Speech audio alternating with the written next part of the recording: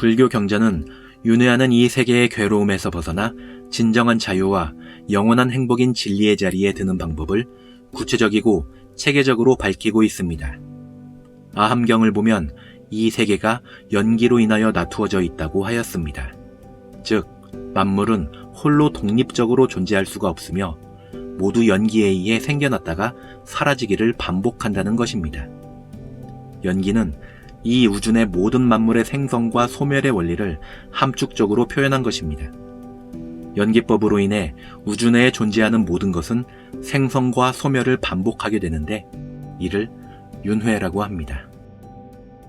최근 논란이 되고 있는 일부 스님의 윤회가 없다고 하는 단정적 주장은 부처님의 가르침을 크게 왜곡하고 있습니다. 어느 스님은 윤회는 없으며 윤회 사상은 단지 인도의 토속신앙일 뿐이라고 주장하고, 또 다른 스님은 불교 경전에 윤회경이 없는 것이 윤회가 없는 근거라고 주장합니다. 이들 스님들은 부처님께서 설하신 불법을 정면으로 부정하면서도 자신들이 불법을 가장 잘 알고 있다는 자만과 교만에 빠져 있는 줄도 모르고 있습니다. 윤회는 불교 경전에 수없이 많이 나옵니다. 다만 윤회라는 단어를 직접적으로 사용하지 않는 경우가 많습니다. 본생경에는 국왕, 수행자, 상인, 코끼리, 원숭이, 제석천 등 석가모니 부처님의 수많은 전생과 그 행적에 대해 설하고 있습니다. 이는 윤회가 존재함을 직접적으로 표현하신 것입니다. 또 다른 예로 화엄경, 보살운집 묘승전 상설 개품에서 공덕회 보살이 부처님께 읊은 개송에서도 윤회에 대해 잘 나와 있습니다. 모든 법 허무하여 실체 없는데 허망하게 견고하다 집착하나니 그러므로 저 어리석은 범부들 나고 죽는 바퀴를 항상 굴리네. 여기서 나고 죽는 바퀴를 의미하는 생사륜이 삶과 죽음을 반복하는 윤회를 의미합니다. 이처럼 수많은 경전에서 각기 다른 표현으로 이 우주의 모든 존재가 윤회하고 있다는 것을 분명하게 밝히고 있습니다. 하지만 많은 스님들이 윤회가 없다고 주장하는 이유는 무엇일까요? 부처님의 법문을 자신의 좁은 인식에 꿰맞추기 때문입니다. 그러다 보니 자기의 인식에 부합되는 가르침만 선택적으로 받아들임으로써 부처님의 가르침과는 전혀 다른 자신만의 주장을 내세우고 있습니다. 윤회는 모든 괴로움의 원인이기에 윤회고라고 합니다. 육신을 지니고 있으므로 생로병사의 괴로움을 겪어야 하고, 정신적으로는 애별리고 원증회고, 구부듣고 오음성고의 괴로움을 겪어야 합니다.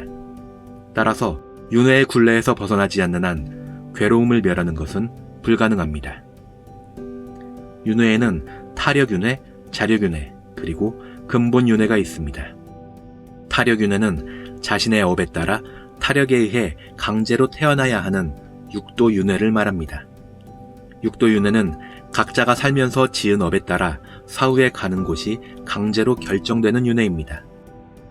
살면서 선업을 많이 지었으면 천상과 같이 좋은 세계로 가게 되고, 악업을 많이 지었으면 지옥과 같은 괴로운 세계로 가게 됩니다.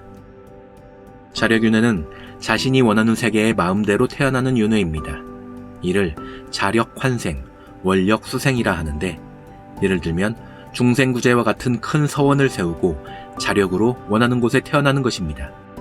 자력윤회를 하려면 생사출입이 자유자재한 경지에 이르러야 합니다. 근본윤회는 우주의 윤회를 말합니다. 우주는 보이는 우주와 보이지 않는 우주로 나누어져 있으며, 보이는 우주와 보이지 않는 우주가 서로 기를 교환하면서 끝없이 창조와 소멸을 반복하면서 윤회하고 있습니다. 완전히 해탈하려면 생사윤회에서 벗어나는 것뿐만 아니라 우주의 윤회인 근본윤회마저도 벗어나야 합니다. 윤회에서 벗어나려면 아공과 법공의 도리를 깨달아야 합니다. 아공 법공의 이치를 깨닫게 되면 윤회가 본래 없다는 부처님의 말씀을 비로소 정확하게 알 수 있게 됩니다. 그러면 윤회가 본래 없다는 것은 무슨 의미일까요? 이 우주 자체가 연기법에 의해 존재하는 가계로 허상이기 때문에 윤회 또한 실상이 아니므로 진리의 자리에 계시는 부처님의 시각에서는 윤회가 없다는 뜻입니다. 마치 꿈속에서 온갖 산화대지가 생겼다 사라지지만 꿈을 깨고 나면 모두 사라져 없어지듯이 이 우주가 허상임을 깨달으면 우주 내에서의 윤회 또한 근본적으로는 없다는 의미입니다. 공돌이를 깨달아서 윤회에서 벗어나려면 과거, 현재, 미래에 갚아야 할 업이 없어야 합니다. 그러므로 자신과 인연지어진 모든 사람들에게 베풀고 잘해주어 3세의 업을 모두 청산해야 합니다. 업이란 것은 선행과 희생과 봉사를 통해 열심히 노력하면 소멸시킬 수 있습니다. 업을 소멸하는 과정에서 자신의 인식이 조금씩 깨어지게 되며 인식이 깨어진 만큼 부처님의 법문을 좀 더 깊게 이해할 수가 있게 됩니다.